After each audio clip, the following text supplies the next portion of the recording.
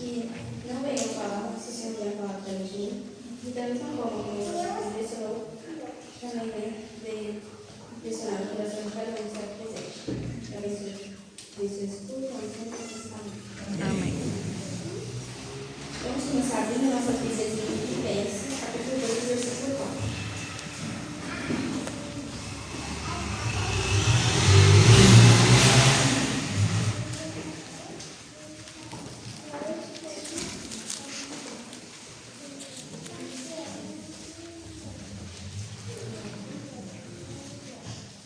Está escrito: cada um cuide não somente dos próprios interesses, mas também dos interesses dos outros. Então, aqui o apóstolo Paulo está dizendo que nós não podemos ser egoístas, pensando somente em nós mesmos. Nós vamos principalmente buscar ajudar o nosso próximo. Mas como eu posso ajudar o meu próximo se eu não faço a mínima ideia do que acontece com ele? Bem, existem diversas mudanças, sejam elas drásticas ou quase imperceptíveis, que vamos indicar se alguém está mentalmente instável. Por exemplo, isolamento social, problemas de sono, irritabilidade, falta de concentração, perda de interesse, desmotivação, cansaço constante e por aí vai. Mas eu gostaria de me aprofundar em 4 temas: o isolamento social, a irritabilidade, a perda de interesse e o choro frequente. Só lembrando que alguns desses sinais, quando eles estão sozinhos, não necessariamente significam que a pessoa está mentalmente instável. Vamos começar com o isolamento social. O isolamento social é o afastamento voluntário ou involuntário do convívio social. Ele funciona como um mecanismo de defesa contra o estresse, a ansiedade. Ele funciona como um mecanismo de defesa contra o estresse, a ansiedade ou medo de julgamento. Então a pessoa se afasta porque ela não quer se sentir vulnerável, ou porque ela não se sente segura, até mesmo para realizar perguntas, ou porque ela não tem energia, ela não está disposta a interagir com outras pessoas. É importante lembrar que tem uma diferença entre se isolar e querer um tempo sozinho, porque todo mundo precisa de um tempo de privacidade para recarregar as energias, principalmente quando estamos falando sobre pessoas introvertidas. O isolamento social ele se torna preocupante quando ele vira um padrão constante. Quando a pessoa está ativamente evitando contato humano porque interagir se tornou um peso com o sofrimento. Outro ponto é que, às vezes, a pessoa está fisicamente no mesmo ambiente, mas ela está completamente aérea, em silêncio absoluto e sem interagir com ninguém. Nesse caso, ela está isolada, mesmo estando rodeada de pessoas. O isolamento é um perigo, funciona como uma armadilha. A pessoa se afasta porque ela não está bem. Mas a falta de convivência e apoio faz com que ela se sinta ainda mais sozinha e incompreendida. Só piora o estado mental. Então, os valores sociais, quando a pessoa começa a se afastar de tudo. Mas esse não é um sinal para a gente ensinar. Um outro comportamento importante que às vezes nós podemos confundir com grosseria é a irritabilidade. A irritabilidade é uma resposta emocional desproporcional a estímulos cotidianos, caracterizada por frustração, impaciência e atividade extrema. Não é um simples mau humor, porque quando a pessoa reage, a pessoa se irrita por coisas comuns, que não precisam de toda aquela reação. Por exemplo, quando alguém se estressa desproporcionalmente por causa do gesto no chão, ou se estressa porque alguém fez uma pergunta simples. Então, não foi a situação em si que deixou a pessoa irritada, é o peso acumulado que ela já estava carregando, que fez ela ter aquela reação por uma coisa tão boba, Geralmente, quando alguém responde de forma ríspida, a primeira reação é ficar com raiva, julgar a pessoa como grossa ou mal educada e evitar.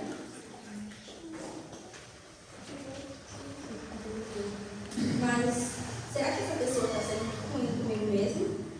Ou será que ela só está dando um grito de socorro porque não aguenta mais e então está vivendo em silêncio?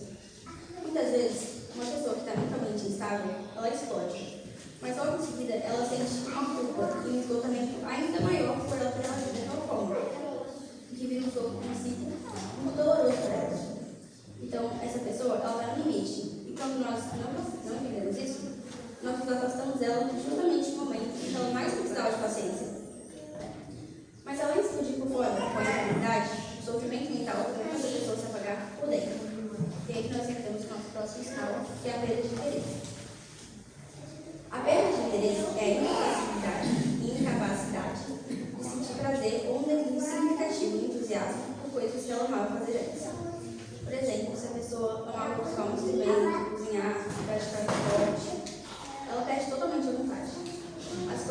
necessidade for para a vida dela, agora parece cinza e sem sentido nenhum.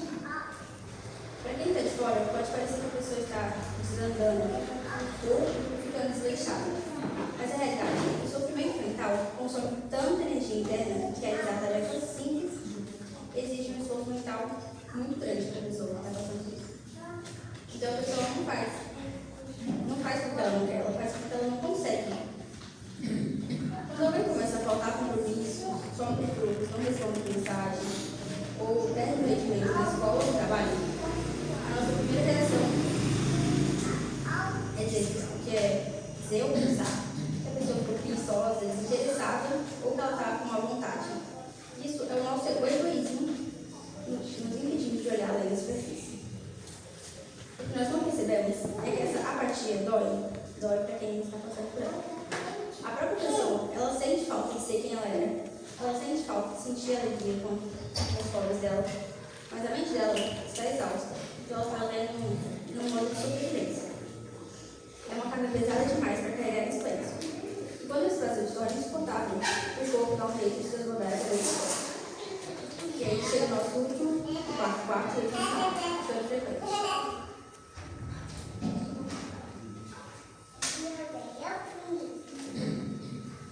O choro é uma resposta a emoções intensas. Ele funciona como uma válvula de escape para liberar hormônios do estresse e reduzir a tensão física.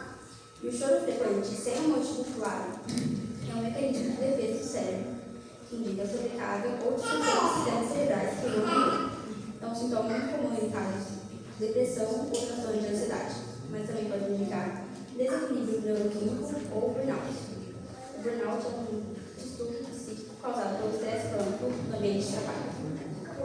Então, o choro frequente é quando as lágrimas aparecem sem um motivo óbvio ou por coisas muito pequenas. Não é um choro de quando nós recebemos uma notícia ruim ou nos machucamos. É um transbordo emocional. Por exemplo, a pessoa chora porque derramou um copo de água, ou acorda e ela já sente vontade de chorar, sem nem mesmo saber o porquê. Isso é porque as lágrimas simplesmente vêm e a mente já não está mais conseguindo processar o volume de sentimentos acumulados. O corpo humano é muito inteligente. Então, quando uma pessoa tem que ser forte por muito tempo, guardando o isolamento, a vitalidade, o desânimo, a influência, chega uma hora que pode escorregar e cai. E aí se derrama. O choro frequente não é um sinal de frescura ou fraqueza. Ele é o corpo aliviando a pressão interna para a nossa mente não colapsar. É um grito físico de esgotamento. Então, só quando vamos dizer, nossa, mas você chora por tudo, ou que drama, ou muito menos tentar controlar o sentimento. Esse tipo de fala faz a pessoa se sentir ainda mais culpada e incompreendida, o que força ela a se esconder para chorar sozinha. O isolamento, a irritabilidade, a perda de interesse e o choro frequente, todos esses são sinais claros. O problema é que muitas vezes, mesmo com tudo acontecendo, bem na nossa frente, a gente continua sem ver. E a pergunta é, por que é tão difícil prestar atenção em quem não está bem? Porque nós somos naturalmente egoístas. E o nosso egoísmo, quando é dado liberdade a ele não nos permite reparar no nosso problema. No livro Mente, Caráter e Personalidade, Ellen White diz: o interesse egoísta deve sempre ser subordinado, pois se for dar lugar para agir, tornar-se-á poder controlador, contrai o intelecto e enfraquece o poder moral. Então, aqui, ela diz que nosso interesse egoísta deve ser subordinado. Subordinado refere-se a algo ou alguém que está sob dependência, autoridade ou direção de outro. Mas a quem nós devemos subordinar o nosso egoísmo? A Cristo.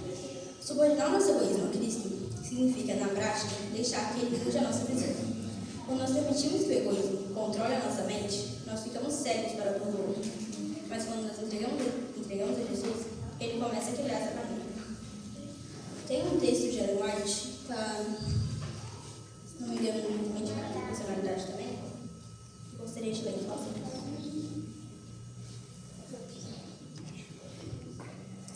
Somos naturalmente egocêntricos e opinosos, mas, ao aprendermos as lições que Cristo nos deseja ensinar, tornamos-nos participantes de sua natureza. Daí em diante, vivemos a sua vida, o maravilhoso exemplo de Cristo, a incomparável ternura que compreendia os sentimentos dos outros. chorando com os que choravam e se regozijando com os que se regozijavam. Deve exercer profunda influência sobre o caráter de todos quantos seguem com sinceridade. Mediante palavras e as quais procurarão facilitar o trilho aos pés cansados.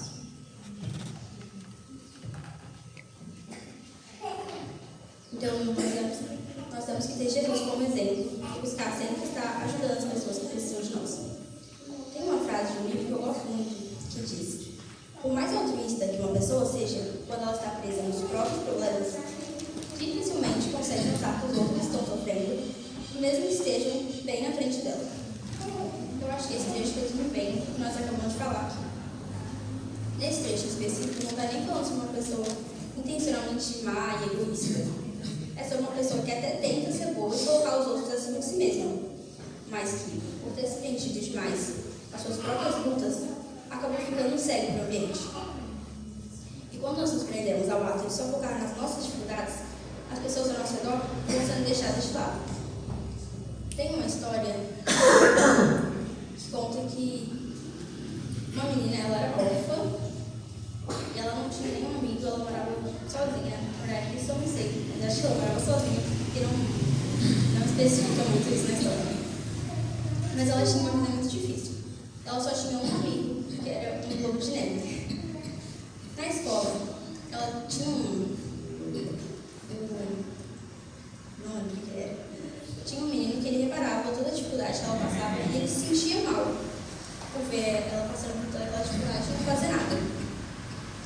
Então, um dia, ele decide ajudar ela, ele vai na casa dele e ele pega uma câmera da casa dele e dá para essa menina vender para ela poder comprar comida.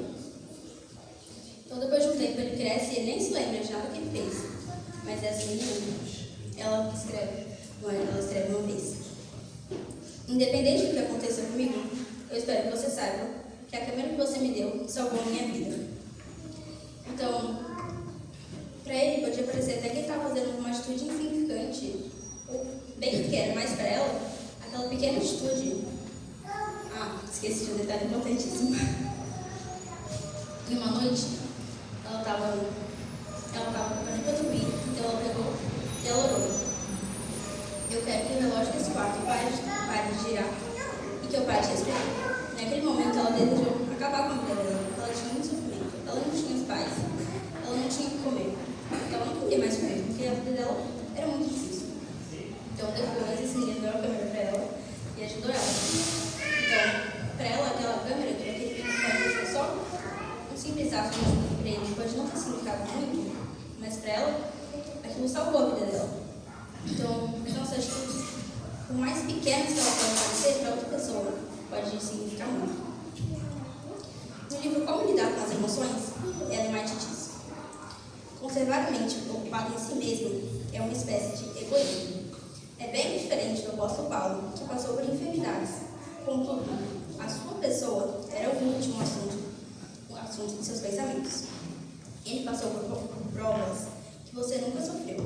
Contudo, lhe volta as costas. Não se demora a falar nelas, mas antes exalta a graça de Deus.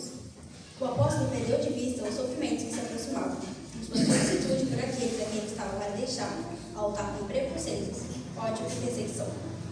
Estava empenhado até o lugar da execução, repetindo promessas dadas aos perseguidos por causa da justiça. Assegurou-lhes que coisa nenhuma falharia de tudo que o Senhor falara acerca de seus filhos fiéis e provados. Então aqui nós vemos que o apóstolo Paulo, ele não passava muito tempo pensando nas suas dificuldades, e muito menos falando sobre elas. Porque quanto mais nós falamos ou pensamos no nosso problema, na nossa mente, ele só cresce. Um exemplo são os espias de Números 13. Eles estavam espiando a cidade e eles viram os gigantes e as cidades fortificadas. E o erro deles não foi eles reconhecerem o problema. O erro deles foi agir como se Deus fosse menor que o problema. Enquanto isso, Josué e Caleb viram os mesmos gigantes, mas eles escolheram enfatizar o poder de Deus. O que nós não devemos fazer é dar mais atenção ao poder do mal do que ao poder de Deus. No livro A Solução para a Depressão, de Russell e Collin, diz: provavelmente as duas maneiras mais ineficientes de se lidar com o desânimo e o desalento sejam remover os problemas num lugar isolado e recontá-los aos outros. A primeira proposta de remover os problemas apazigua o isolamento, a solidão e a autopiedade experimentados pelos depressivos, sem oferecer uma solução construtiva para o problema. Essa introspecção gera fraqueza física, intelectual e espiritual. A segunda proposta, de recontar uns aos outros,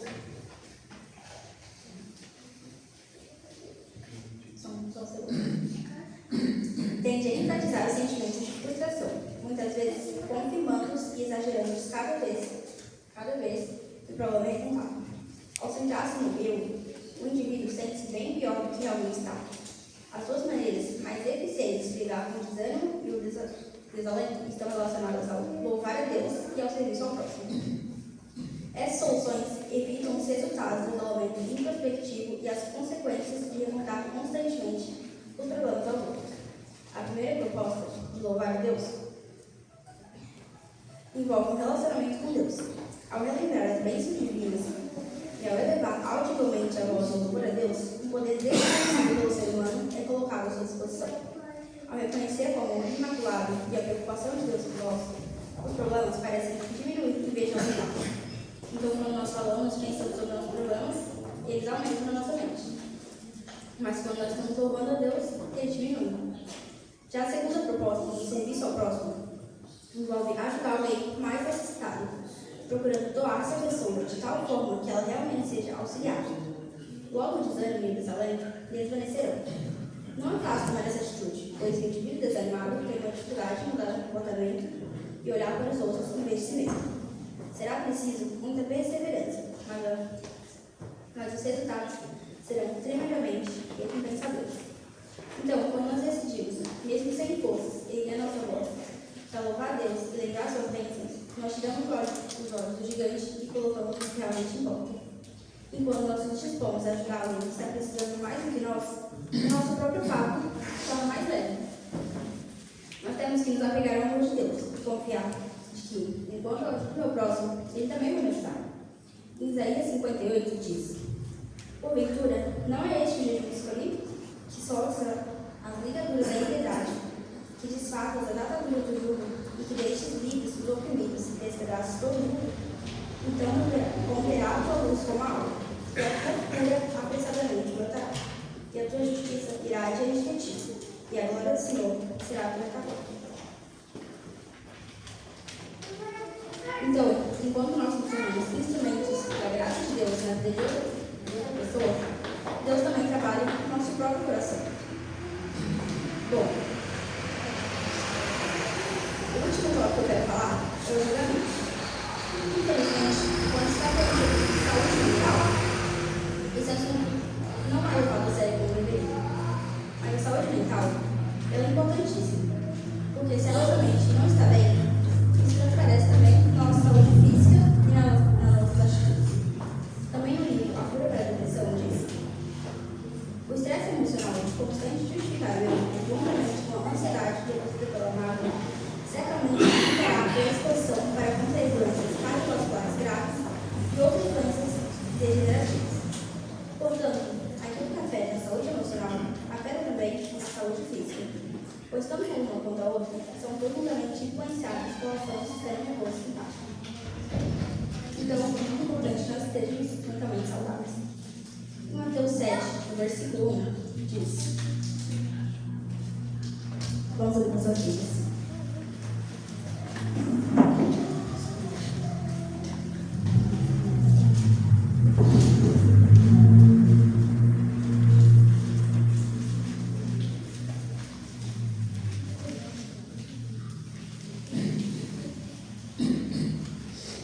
Não julguem para que vocês não sejam julgados.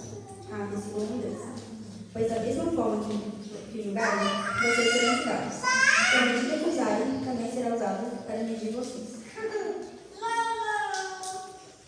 O nosso papel não é julgar a atitude de ninguém. O julgamento, ele só traz piores, distanciamento e perda de confiança.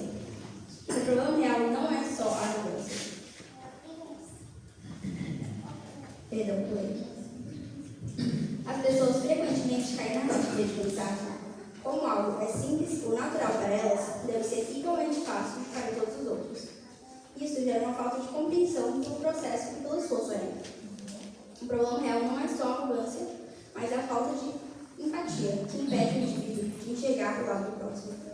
Compreender a história e as limitações do outro é um ato superior ao simples julgamento ou à cobrança por resultados. Momentos difíceis não é igual à falta de Deus. Nós temos, por exemplo, na Bíblia, o exemplo de Jó. Nós vemos ali no capítulo 3, que Jó, que é um homem humilde e temente a Deus, mesmo assim, ele desejou morrer. Ele deixava as pessoas que estavam tão aflitas continuarem a viver. Então, será que era falta de Deus? Jó, um homem temente a Deus, não era falta de Deus. Em João 16, versículo 33, está escrito: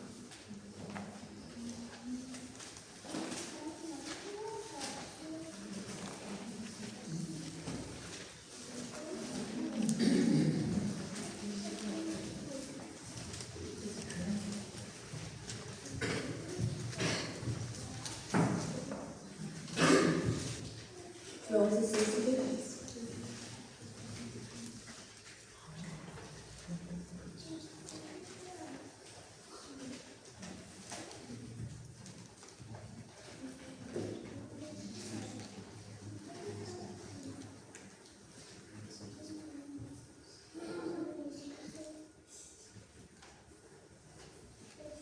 Eu disse essas coisas para que em mim vocês tenham paz. Neste mundo vocês terão aflições, contudo, tenham ânimo. Eu venci o mundo. Então, concluindo, para ajudar as pessoas que não estão mentalmente bem, nós temos que deixar de lado o nosso egoísmo e olharmos para o nosso próximo. Nós temos que abandonar o julgamento e ter empatia e compaixão pelo que o outro está sentindo. E ao mesmo tempo que nós estamos ajudando alguém, Deus também já está nos ajudando. Amar as pessoas, quando elas estão bem e não exigem nada de nós, é fácil, porque isso não é amor. Amor verdadeiro exige compreender o outro e amar ele não só quando ele é agradável. É amar quando ele está perdido na própria mente, quando ele é irritante, quando ele te trata mal. Isso é amor. Nós não amamos só quem merece amor, até porque nós não merecemos amor. Mas ainda assim, Jesus morreu por cada um de nós e nos perdoou. Ainda assim, ele continua nos amar, mesmo que constantemente cometamos erros e o tratemos mal. O pior de nós, ele vê todos os dias, mas mesmo assim, ele nos compreende e tem misericórdia de nós. Desculpa ter falado muito rápido, porque eu estou um pouco nervosa. Então, nós chegamos ao fim. Que Deus possa nos capacitar para que estejamos